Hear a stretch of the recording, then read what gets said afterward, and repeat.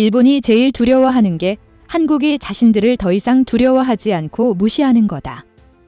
한국이 더 이상 일본의 영향력에 먹히지 않는 게 제일 두려운 거다. 미국이 작전권을 가진 한국의 미사일을 무서워한다고 말하는 건 정치적으로 개헌을 하고자 하는 핑계일 뿐. 무슨 이유로 네티즌들이 그렇게 반응하고 댓글을 달았을까요? 한번 같이 봅시다. 미국 싱크탱크 시카고 국제문제협의회 CCGA는 올해 3에서 4월 한국과 일본에서 진행된 묻는 여론조사 결과를 지난 27일 발표했는데 한국인의 72%, 일본인의 80%가 양국을 경쟁자로 본다는 내용을 내놓기도 했습니다. 하지만 한 가지 흥미로운 사실은 한국의 18에서 29세 젊은이들은 일본을 경쟁자로 인식하는 비율이 62%에 이르며 평균보다 낮은 수치를 기록했습니다. 과거 우리의 부모 세대들은 일본을 따라잡을 수 없는 국가로 인식했지만 지금 한국의 젊은 세대들에게 일본은 인식하는 이들이 많다는 것입니다. 특히 군사적으로 과거 일본에 한참 못 미치던 한국이 이제는 자신들을 조만간 추격할 수 있다는 불안감에 일본 내에서도 한국을 과거의 한국으로 보는 시각은 점점 열어지고 있습니다. 조상들의 잘못으로 다시는 전쟁할 수 없게 된 일본에는 이 헌법의 핵심은 바로 구조 1항과 2항입니다. 라는 조항이 있습니다. 패전국이라는 이 족쇄에 갇혀 절름발이 국가가 된 일본은 상대가 공격하면 오롯이 방어만 하며 얻어터져야 하는 나라로 이에 반해 우리는 지난 30년간 700조 원 가까운 국방비를 투입하며 일본 정부도 2021년 방위백서를 통해 그 나라가 우리이기에 우리 국민들은 일본을 두려움의 대상으로 보지 않습니다. 대만 정치대학 교수이자 국제문제 전문가인 뇌학겸 교수는 한국이 일본을 보는 방식을 다음과 같이 전했습니다. 일본의 이번 올림픽을 보면 물론 훌륭한 부분도 있지만 전반적으로 파워가 부족한 느낌입니다. 자신감도 창조력도 부족해 보여 일본의 쇠퇴가 확실히 보였으며 계속 쇠퇴하는 모양새입니다. 이번에 보인 모습들은 전체적으로 약함. 여기에 창조력도 부족했고 이런 것들이 몇몇 장면들을 통해 우리 눈에 확 들어왔죠. 이제 일본은 여기까지구나. 결국 일본의 쇠퇴는 우리 눈앞에서 선명히 드러난 것입니다. 그러니 한국 사람들이 갈수록 일본을 무시하고 점점 더 경시하는 것입니다. 중국의 신화닷컴은 8월 28일 라는 산케이 신문의 보도를 헤드라인으로 다렸습니다. 신화닷컴은 산케이 신문의 정치평론가인 루이 아비류노비가 산케이 신문의 해외 홍보 매체인 저펜 포워드에 보낸 기고문을 통해 현재 일본의 새로운 문제거리는 한국의 미사일이다. 언제, 어느 상황에서 일본으로 미사일을 날릴지 솔직히 걱정스럽다. 라는 반응을 전했습니다. 그는 지금 일본을 긴장하게 만드는 나라는 중국도 북한도 러시아도 아닌 한국이라 지적했습니다. 한국은 이미 사거리 800km의 현무사를 보유하고 있는 가운데 이번 5월 한미 정상회담을 통해 한국은 미사일 사거리 폐지까지 얻게 됐다. 특히 이번에 SLBM을 장착한 잠수함을 최대 위협으로 꼽기도 했습니다. 해당 기고문을 낸 루이는 우익 성향의 산케이 신문의 대표적인 극우 논설위원으로 2019년 DHC TV에 나와 지금까지 독도 및 위안부 관련 문제 등으로 여러 차례 논란을 일으킨 인물입니다. 저런 극우 인사가 이제는 한국의 미사일이 무섭다고 말하니 세상 참 오래 살고 볼 일입니다. 물론 일본도 작년 10월 14일 자신들이 보유하고 있는 오야시오급과 소로급을 잇는 차세대 잠수함인 타이게이 대경 잠수함의 진수식이 있었습니다. 하지만 그들이 안창호함을 무서워하는 이유는 우리는 게임 체인저로 불리는 최대 사거리 500km인 현무 2B를 개량한 SLBM을 수직 발사관 6기에 장착해 전략 타격 능력을 갖췄기 때문입니다.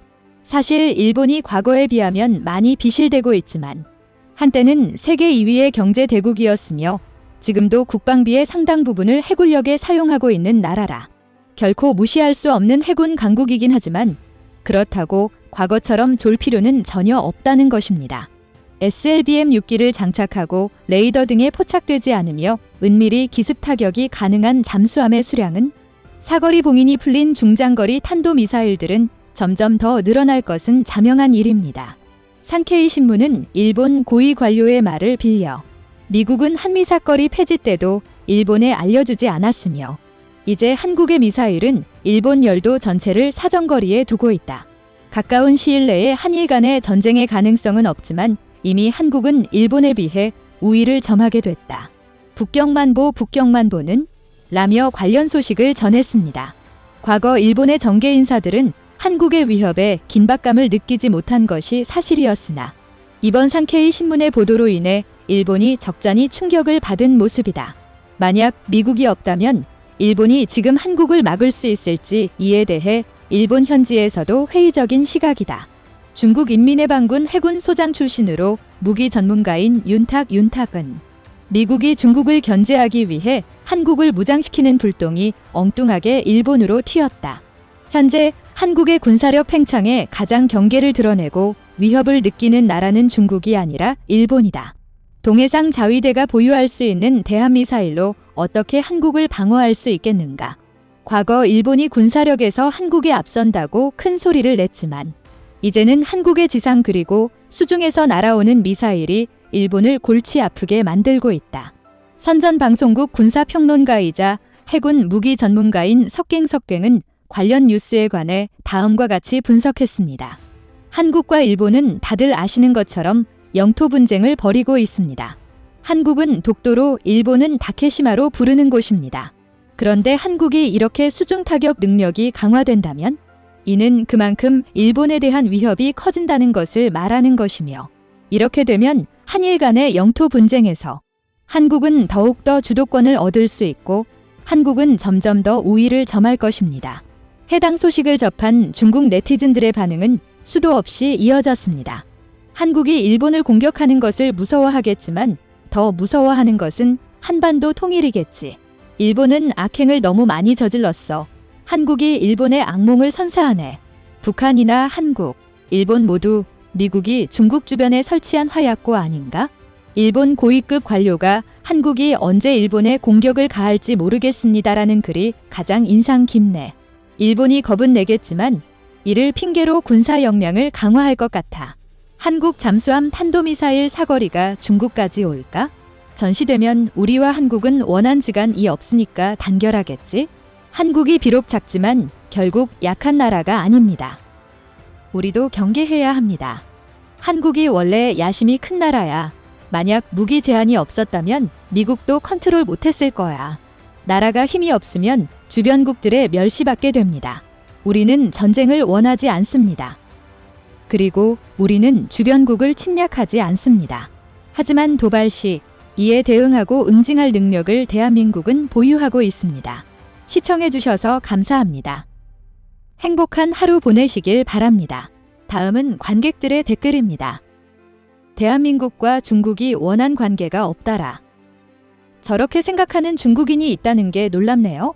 왜 우리가 남북으로 분단됐는데 역사 교육 제대로 가르치지 못하는 나라와는 상종도 하기 싫은데 대표적인 두 나라가 바로 이웃인 중국과 일본이라니.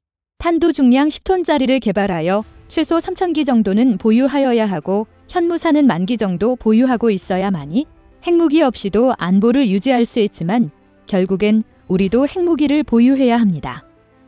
그리고 어떠한 일이 있어도 핵잠수함 9척 이상은 필히 보유해야 합니다. 좋으셨다면 구독과 좋아요 부탁드립니다.